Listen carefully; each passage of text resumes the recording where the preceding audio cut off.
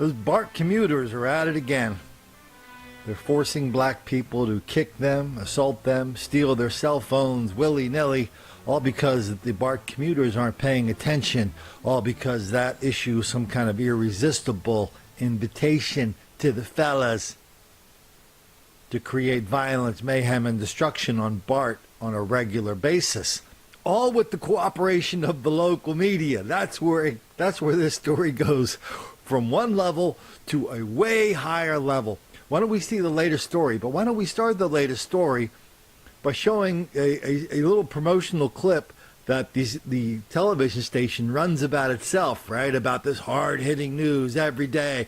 3 hours of news every day. We're on top of it. We're speaking truth to power. We're holding the powerful accountable. We're the big bad reporters of the San Francisco Bay Area. Yet you can't even ask one question about what's happening at BART other than, why are the BART people such bad people for wearing earphones and reading a book on BART? Tonight, Prawn 4 will air 3 hours of non-stop primetime news. At 8, 9, and 10 p.m., bringing you the major news of the day in prime time. Prawn 4 News, 3 hours of primetime news tonight at 8 p.m. So what happened was the victim was by the door with his phone. 4 teenagers come right to the door next to him, grab his cell phone. The snatch and grab cell phone robbery happened at 11 a.m. Tuesday here at the Powell Street station in San Francisco.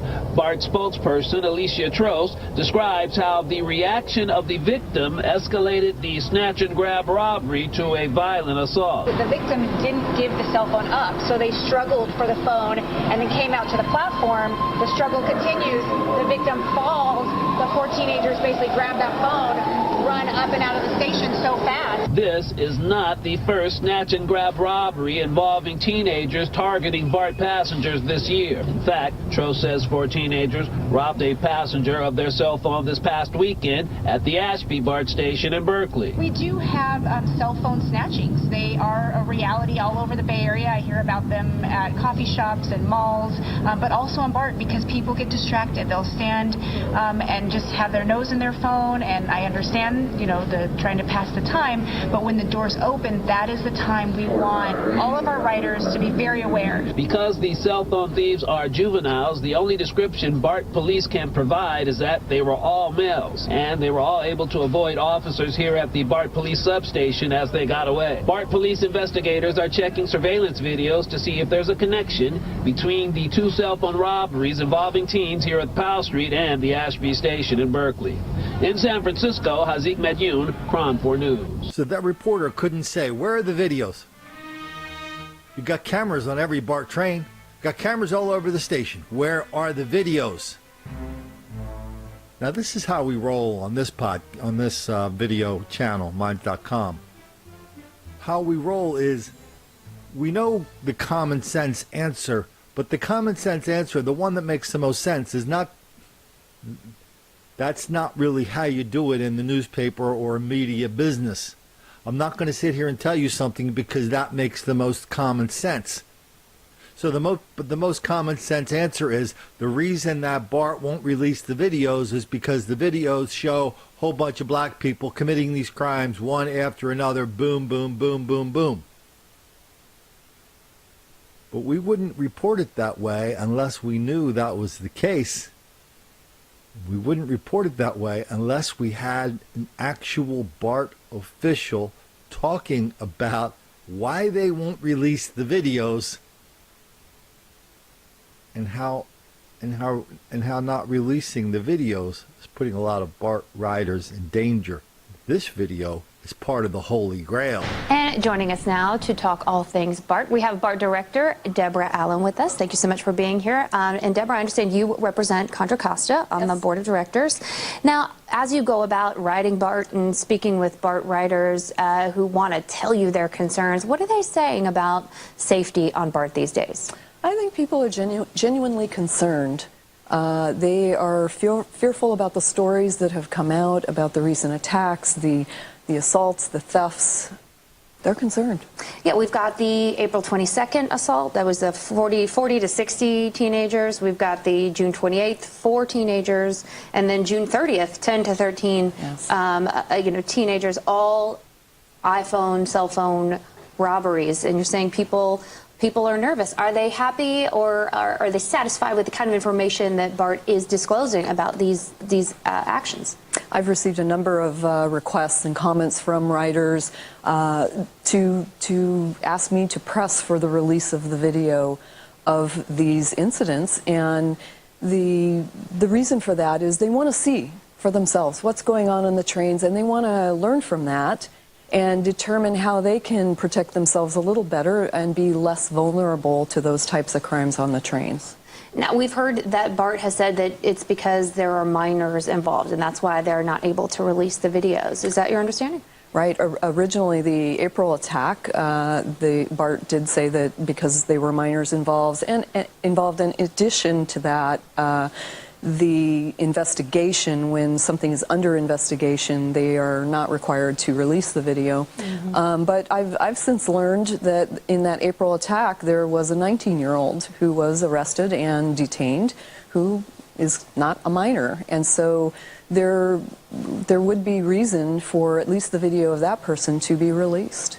Yeah, and you would think maybe they could blur the faces of other folks. So if it's not because they're minors, because we know at least one of them isn't, what is it? Well, so I asked that question recently, asked why can't we release these videos? And the answer was initially that, well, normally cities don't release videos of these types of crimes. And I said, yes, but this is BART. People are sort of trapped in this train for a while, right, and they have a right to see what could potentially happen.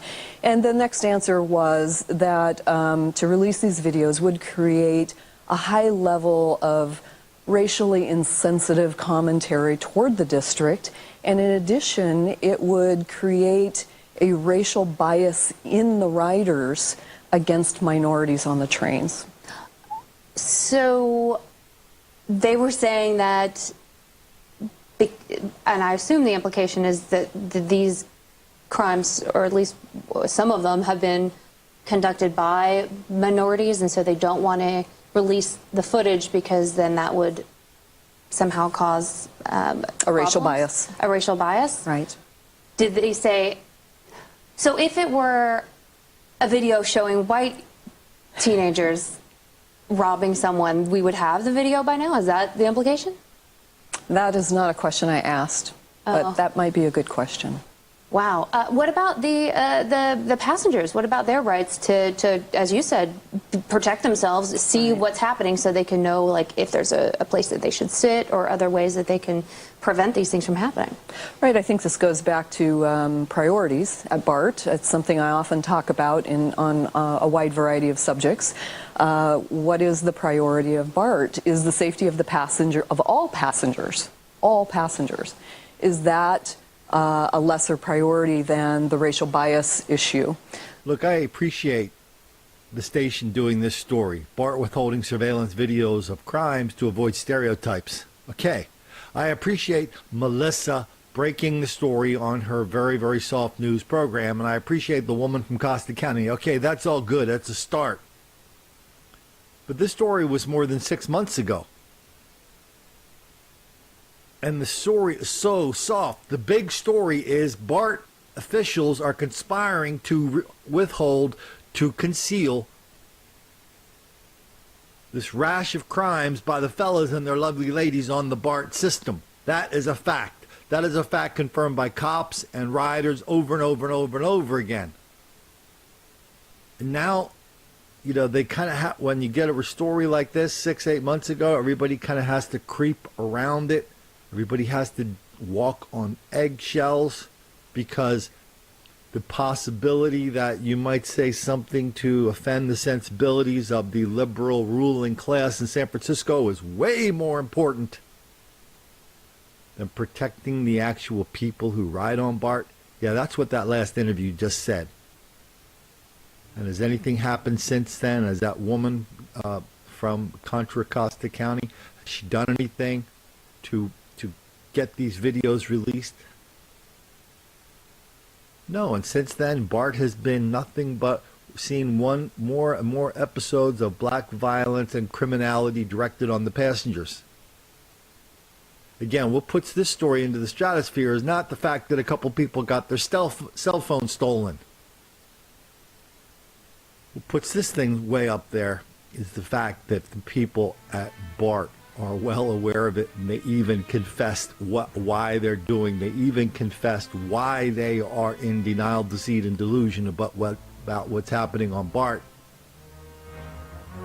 And they even said they just don't want to make the black kids angry.